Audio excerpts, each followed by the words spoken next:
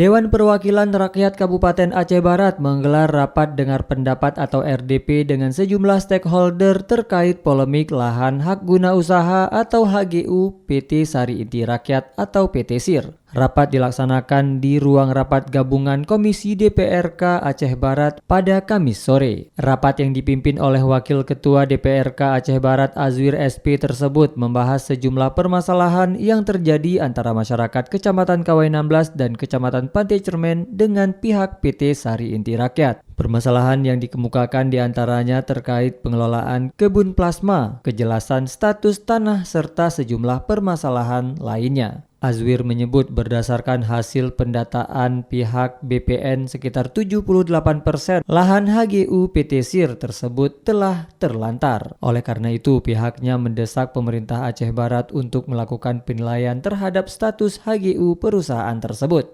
Intinya kami mendesak pemerintah Kabupaten Aceh Barat untuk segera melakukan penilaian terhadap perusahaan HGU agar ditetapkan sebagai lahan terlantar.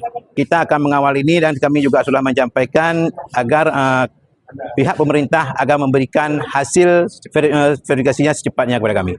Lebih lanjut, Azwir menyebut bahwa pihaknya melalui tim panitia khusus akan mengawal proses ini hingga selesai dan meminta pemerintah untuk segera menindaklanjutinya. Sementara itu, Gecik Gampung Teladan Kecamatan Kawai 16 Ibnu Jamil menyampaikan bahwa jika permasalahan yang dikemukakan dalam rapat dengar pendapat tersebut tidak membuahkan hasil, maka pihaknya akan melakukan aksi unjuk rasa. Kami intinya dari dua kecamatan, Kecamatan Pantai Cermen dan Kawai 16, intinya akan terjun sini. Mungkin masa besar-besaran akan hadir di kantor DPR atau di kantor di pertanahan. Demikian, Pak. Sebelumnya, rapat tersebut dihadiri oleh sejumlah tokoh dari 17 desa dalam dua kecamatan, yakni Kecamatan Pantai Cermen dan Kecamatan Kawai 16. LSM GSF sebagai pendamping masyarakat dan sejumlah dinas terkait di Kabupaten Aceh Barat. Reporter RRI Melabuh Tama Maulizar melaporkan.